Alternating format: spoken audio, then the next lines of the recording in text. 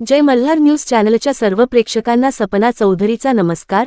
नंदुरबार जिल्ह्यातील नवापूर येथील शाळा महाविद्यालयामध्ये धुमाकूळ घालत शिक्षक व विद्यार्थ्यांवर हल्ला करणारा माकड अखेर जेरबंद करण्यात नवापूर वनविभागाला यश आले आहे। त्यास जेरबंद करून त्याच्या नैसर्गिक अधिवासात सोडण्यात आले आहे।